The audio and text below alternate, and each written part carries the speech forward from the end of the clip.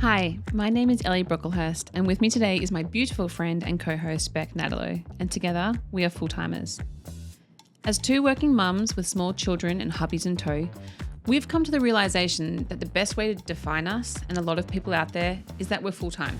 Full-time mums, full-time wives, full-time employees, friends and daughters. And with all that full-time comes with it a lot of weight, obstacles and constraints, but also a lot of great opportunities.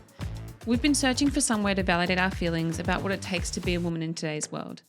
So rather than continue that search, we thought, let's start it. Welcome to the Full-Timers Club. Hi everyone, welcome back to Full-Timers Club. I'm Ellie. And I'm Beck. And today is our 12th and final episode for the year. Becky, feel like I haven't seen you for ages. How are you? Oh my goodness. How am I? Stop. I just called you Becky. I've never called you. That's so true. I did think that. Okay. I feel like we haven't caught up for a couple of weeks. I was in New York and then we've just both been like end of the year stuff. Like how are you doing? I'm sick. Yeah, same. So are you. Yeah. Actually, your voice isn't as bad as it was from your voice note 2 days ago when I was like, oh, Ellie, you sound like shit. I thought I was dying. You sounded like you were dying. Yeah. No, yesterday I got like the body aches, the chill, the shivers, the fever. Had like that sleepless night where I was freezing cold, then boiling hot. It's just so not what I need right now. Like Q4 is busy enough. Yeah. I don't have time to be sick. Yeah. So I just have to push through. I just feel like there's such a love-hate relationship with this time of year. Like it is legitimately my favorite time of year. Like the Christmas carols are on, the Christmas tree is up on our house and has been since 1st of November. Just the nervous energy about like this time of year. And then you have the reality, which is Q4's closing. A lot of stuff is already kind of in motion for 2025. Yep. You got to think about Christmas presents and family affairs, and you've got to think about where you're Flying staying and where you're home. going and flying. Totally. And all of a sudden, it's just this like Totally. overwhelming. I really struggle. I really struggle with it. We've texted each other a few times in the last few weeks where it's just like I feel like I'm running on really nervous energy. Yeah, I have a to-do list in my phone and it's probably like 20 points long and it just keeps growing because every day I'll be like, well, shit, what am I doing about car back home? So I probably need to hire a car and then booking taxis to the airport or cars, and then I've got to go to London next week for work, and then getting sick, I don't have time for this, and then I've got to think about Christmas present. Like you're just as if the mental load during the year isn't bad enough. It's like this time of the year, true. there are so many more things. And I think, I don't even know how you do it with 2 kids, but even just like with one, flights, going home, catching up with people when you get home, activities, who am I seeing, how am I going to let them know I'm home? Like there's just so much to, and then, like you say, Q4 from a work perspective, you're trying to close out the year strong, but you're already thinking about pipeline for 2025 and how we're going to do this and that and hiring, and it's just nonstop, is it? It is. It's been like with work, like super exciting because it feels like all of the kind of negativity that sat around for quite a while in this part of the world feels like that's going away. Like there seems to be an interest in next year of things happening. You know, we're developing meetings and pitch decks and stuff for next year that kind of makes me super excited, which I'm really grateful for. But then thinking about how to do that as well as Q4, as you just said, is probably what's... It's funny you say that. I love this time of year because I love Christmas, although I get really depressed like the day after Christmas because then it's like when I lived in New York, this is a little thing, when I lived in New York, seeing Christmas trees on the side of the road like made me so depressed because it's a reminder the season is over. But then there's also this like lovely optimism that comes with a new year, goal setting, planning, thinking about what's this year going to be about. Like I find that so invigorating and inspirational. And look, to be honest, this year's been a rough year, like just in the world, politically, geopolitically, wars, like, and you know how much I've been affected by all of that. And so I'm very happy to like move on from this year. So there is like a little sense of optimism that is coming with we're getting closer to the end and going back to, our homes to be with our family and stuff like that. Can I just say, you just reminded me of New York. So I just came back from Yeah. my 2-week trip to New York. And this has been planned for how long? A year. Yeah. Okay. Like, I think I said this, the second my husband got back from the World Cup in Paris, which was like October maybe, I think I booked it. Amazing. Which is all like devastating because it's gone. Like, it's the year of planning for this big holiday, but I cannot tell you how much it filled my cup. Mm-hmm. How much I didn't actually realize I needed this. Mm-hmm. And I said this to someone the other day that I can't remember the feeling of being single. And not like sexually single, like just like, don't worry, Will, just like You're not going out and hooking out with no, guys. oh, absolutely, gosh, no, I was in bed at like 10, I was exhausted, all that walking. No, but just being completely responsible and only thinking about yourself. Yeah. Which I realized hasn't happened since before I got together with Will. Because I think once you're in a relationship, then that part of your psyche doesn't really exist. You never really not think of somebody else. And I just, gosh, it was amazing. And I really have come back in life here really energized, really motivated professionally, personally, with my family. That's like awesome. it was the best thing I could have done because it made me go like, I love that part. Like, that was really fun, but God, I love my life. Yeah. And I just want to invest everything in it. So my thought for 2025, my New Year's resolution is definitely to carve that time out for myself more often. Mm-hmm. Even if it's just like a night away, or one of our girlfriends, sadly, Mishi, left us and went back to Australia, and we had her farewell. And one of our friends, her husband just knows that she's had it quite tough at the moment with her 2 kids. She's gone back to work and she wasn't doing so well. And so he booked her a hotel for that night. Oh, that's really sweet. Because he was like, I just know that then you don't have to worry when you wake up. It can be as small as that. Yeah. That's just enough to just be on your own, think about yourself, and just relish in that. I think that's amazing that you even did that in the first place. It was hard. How long was it? It 2 was weeks? quite hard. Yeah, it was Yeah. 2 weeks. It was, so initially it was 10 days. And because we're a US based company, or our global headquarters in the US, it made a lot of sense for me then to spend time with our global colleagues, which was amazing. So I took some extra days in New York and in LA to go spend time with them, which again was also awesome because reignited my passion for what I do. It just connects you to the bigger, higher meaning of what you're doing. So it was great, but that flight back was long. Yeah. It is. If I was to pick a perfect time for me away from kids, it would be no more than 10 days. Yeah, I completely agree. We went to France for a wedding, I can't even remember, last year. And we did 10 days. And by the 9.5 day, I was like yearning to get home, so much so that our flight, as we were on the tarmac, got cancelled. Oh, I remember this. And the next flight wasn't for another 24 hours. And I paid an extortionate amount of money to get onto the flight that was leaving in a couple of hours because I was like, I can't be away from him any longer. I need to get home to my son. Yeah. I miss him so much. But I think this is such an interesting point, and maybe one that I'll think about going into 2025 is if there's different aspects of you. There's like you as an individual, you as a individual career person, you as a couple, and you as a family unit. And I think quite often we exist as a family unit. We don't exist as couples because who's got time for date nights all the time and things like that. Like we often prioritize the family so much so it's at the expense of either couple time or individual time. And I think it's so important. It's so cool that you have recognized the need to look at all of those aspects of you and go, how am I filling my cup as an individual? How am I filling my cup as a couple and as a family? Yeah. And I think that's something that I'm starting to realize more and more as I'm getting older, but also the demands on me are increasing where I'm like, I have a breaking point and I need to know how to manage that. And managing it is through going, I need some alone time, I need some couple time, and I need my family time. Yeah. I think it's also just, we've said this before, even around like what to wear. It's just reminding yourself of who you are at the end of the day. Like not getting lost in who you've become. Yeah. But going back to who you were, Yeah. which was such a key part of you for so many years of your life. Yeah. And that's the thing I loved about New York was it was just my time, my schedule. I went with my friend Pen and we're very, very alike. We're in the same stage of life. We've got 2 kids, both boys, girls, like literally almost identical.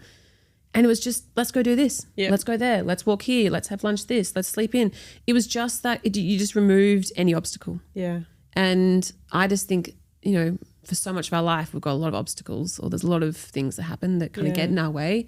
I think it's really crucial that you do take that time. I think you're right, though, not just for yourself, for the couple, you know, for the family. And now that I've got two, I always think about with the individual too. So I'm always like, I want to have time with just Johnny. Yeah. I really want to have time with just Mia. Like just, you know, so then, so that's actually, you're spreading yourself quite thin. Yeah. But I think if you figure out across your year where those priorities are going to come from, I think it's going to be, I think it's a really good thing. So funny. It's I was having lunch with a friend yesterday who is a guy who, I don't know, late 40s maybe, insanely busy, working, 2 kids, wife. And I was like, how are you? And he said, I just need a break. And he goes, and not like a break with the family, because that doesn't count as a break. I need to go to Thailand with one of my best mates for a week, a weekend, and just like get shit-faced and lay on a beach. And so it's not just women who are feeling this. No, exactly. It's everyone. Yeah. Everyone who's in that full-timer phase. I completely agree. And I think we shouldn't, you know, I've said this before, that we shouldn't diminish how they feel in the family dynamic as well. And that's kind of why Will and I have had this year of like, yes, go do what you need to do. Yeah. Because as much as I need it, he also needs it. I love that. And so it's been so good. It's also taken out any like feelings of, I don't know, resentment or like tit for tat. Like it's very much just like, yep, if you need that to fill your cup. I mean, don't take the piss. Like, let's not go away all the time. But I do, I think it's been nice to validate and appreciate how each of us feel in a relationship and make sure that we don't diminish one or the other. So a little story to share. My auntie Diana, how many years ago would this have been? Probably close to 18 years ago, I reckon, 18 to 20 years ago.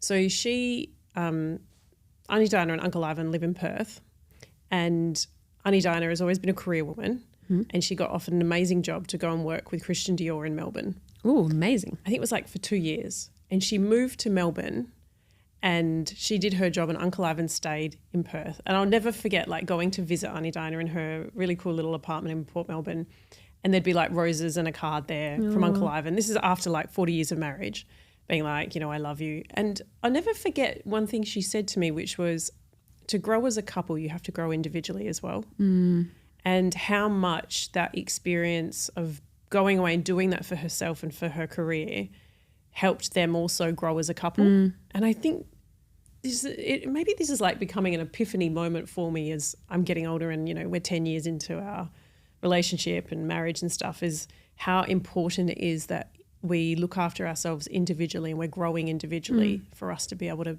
grow together as a unit. Absolutely. And also I always think about, we talked about this with your dad, and my dad's very much the same. When he retired and you don't, and that's what you've kind of put all your self-worth into and your identity.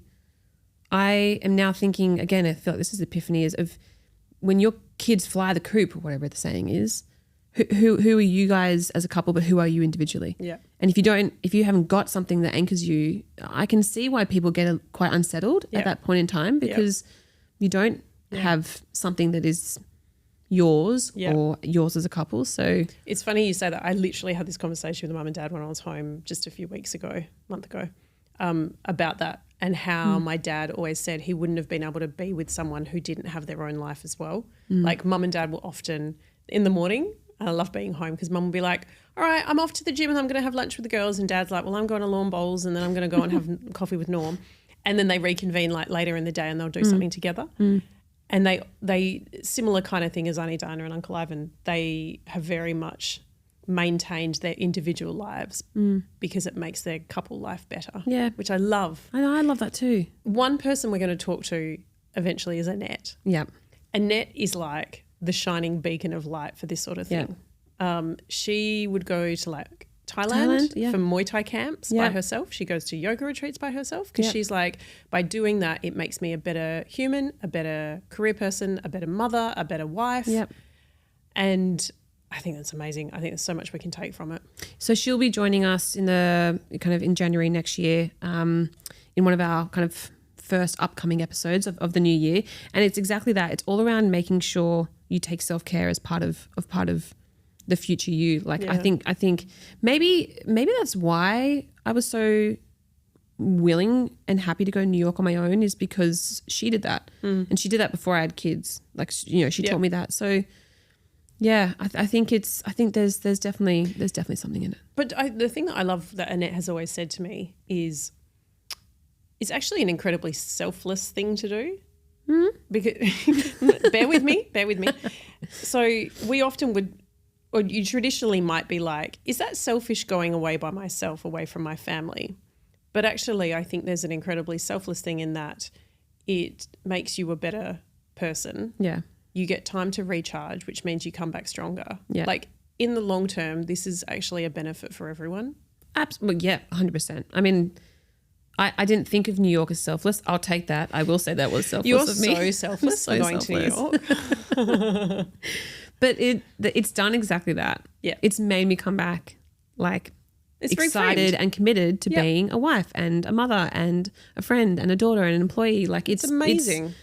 It's been amazing. We shouldn't look negatively on those sorts of things. No, and not We should- judge people. I think that's the other thing is possibly now that I've done it for myself, maybe I was a bit too hard on Will when he used to do it. You know, I used to kind of, I feel like now I fully interesting. appreciate that sometimes it is needed and it's valid and you should do it. So Yeah. I will not Turn stare down that mother's guilt and make sure you go. So I just want to say, so this is episode 12. Yeah. So it's going to be the final one for the season. I will probably get emotional because I cried everything these days. I just think this has been probably one of the most amazing things I've done ever. This started because you and I went to Hong Kong actually in July. I can't even know it remember. was June. June, okay. Yeah. So not that long ago really. And we were talking about all of these topics and we just felt like we had a lot to share and we started this podcast. And I think the first couple of episodes around redundancy and health really struck a chord with people and we got some amazing feedback and it's just been the most rewarding thing. I have loved kind of the ability to just, or the opportunity to share thoughts and perspectives with you because I think we come at things differently but similar. Yeah. And then the response from people has just been like quite, you know, to the point where you and I often share voice notes where we're crying because we're like, I can't believe someone sent this and it's really struck a chord or it's resonated with someone so deeply and particularly the redundancy stuff. I echo it all. There's a few things I love. I love that I didn't realize how passionate I was about it. Like I've always been very opinionated about women in the workplace and I've always felt strongly about it, but it now I've realized it's like it's deep in me. Yeah. Like it is. Yep. I want to help change the narrative for women. Yep. You know, in the world to just have better opportunities and have more success because as we've just uncovered with one of our guests on the episode last week is that diversity of thought and experience is what can make the world better and having women as part of that is important. The other thing I've personally loved is we've always been close, but this is like another level. Like this has been such a beautiful reminder of why we are kindred spirits because bless you.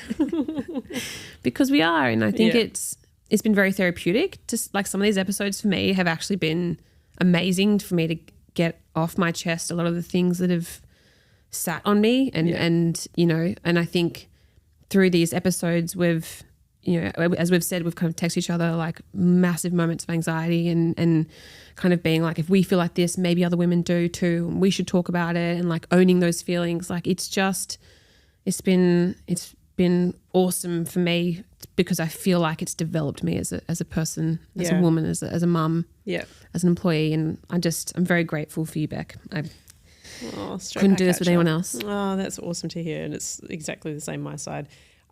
One thing I often get people asking is, how do you fit in time to do this? Oh, no. But this is the thing that I love. And this is why I don't want to say only women, but full-timer women are fucking amazing. Yeah. We literally do this on the weekends at nighttime. I'll be up, both of us texting each other at 11 p.m. going, okay, you're going to post this. I'm going to do this. We've taught ourselves how to edit videos, how to use CapCut, how to use Facebook Ads Manager. Like Sort of, still figuring that out. But we're just getting shit done, which is like, I think the epitome of a full-timer is your like productive, get shit done mode. And when you were sick earlier this week, it's like, okay, I'll take a bit of the load, but I've been sick. Then you're like, okay, I'll take a bit of the load. And it just shows you as well, women are such high performers and they're amazing. And when you get a few of them together who have got the similar kind of behaviors and values and style, how much can actually happen. Yeah, how absolutely. Productive. We've probably done the work of 10 people in between two of us, That's like besides doing our day jobs. As we've said, we don't have time to sit idle. No. And yes, we won't lie. It has been hard having this as well on our plate with full-time work and the jobs and all those kind of things. And but it's important. And I've loved it. Like, I'm happy to do this on a Saturday. I'm so happy to not go out Saturday night and spend time editing videos. Like, I genuinely am so happy. I'm glad you like that, because I'm not very good at that part of the job.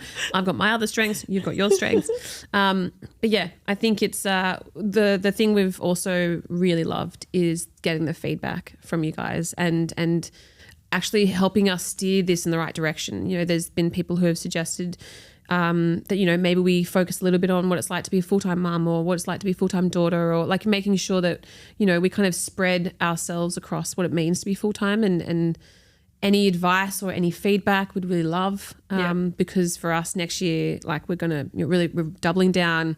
Yep. We're going to keep going out every week, new episodes, new topics, and we're really, really excited because we've already got a few up our sleeve, and we're super excited to get them out there. What's been your favourite episode this season? Ooh. I think, you know what? I actually think last week's. I think the financial literacy. Mm-hmm. I think Alexis was so inspiring for me to think beyond what financial advice means. Yeah. And I think of myself as being quite financially literate. I contribute financially. I pay the bills. I would think I'm quite savvy, and it's just made me realize I'm actually not. And that's okay. It's fine. But I think she's just made me feel like I need to get comfortable owning some of that. Yeah. And getting myself comfortable with owning that, because if anything ever was to happen, God forbid, then I would be okay. Yeah. And I just think there's a lot of women out there who I can guarantee are going to learn and take away a lot from that episode. What about you? I mean, it's like choosing your favourite child.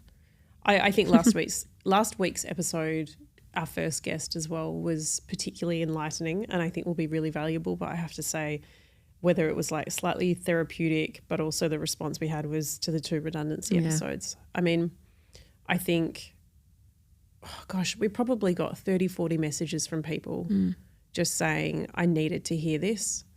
And for me, that is the world. That's the reason why we're doing it. Totally. Yeah. And I mean, I'm kind of surprised, because I was like, really, wow. Like, I didn't think it would have that big an impact on people. But I just felt like that was something I really wanted to share. And when I was going through it at that time, I didn't feel like I knew where to look and that anyone was sharing a perspective. So I think that one for me has been the favourite. And I feel like it's probably created the most amount of impact as well. Yeah. But I'm excited for next year.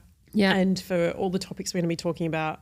And to your point, talking to women whose definition of full-timer might be slightly different. Full-time mum, not just full-time career women. Yeah. Or women who are coming back from the workforce, Yeah. re-entering after, a couple of years or months or whatever time away. I'd love to talk to women who have started their own businesses. Yeah. Who have, I actually have a call next week with an amazing woman who I do some volunteer work for another organisation, and she started her own company, which was all about women taking more contract freelance work or like fractional work. So her organisation sets up all of those opportunities and then sources the women and deploys them basically. Amazing. And the whole reason she did it was because she was like, I had 2 kids. This wasn't sustainable working in sales, in advertising. And she built this amazing business. And so I'd love to get different perspectives of how women have juggled full-time, being full-time at everything, Yeah. and how they, different ways of balancing it. Yeah. We're also excited to introduce, probably in kind of Q2 next year, a resident doctor. Yep. Who's going to come on and kind of answer some burning questions that some of our listeners might have on a regular basis. So, yeah, I think next year is going to be a really great evolution of what this has been. Yep. And so, Beck, I hope you have a wonderful Christmas. You too. At home in Perth. Yep. And I will see you in the new year. Absolutely. I can't wait. I can't wait for season 2 of the Full Timers Club. It's going to be great. Well, that wraps up our final episode for 2024. I hope everyone has an amazing, restful, peaceful Christmas break or holiday break wherever you are. And for the last time this year, this is the Full Timers Club. I'm Beck. I'm Ellie, and we'll see you next year.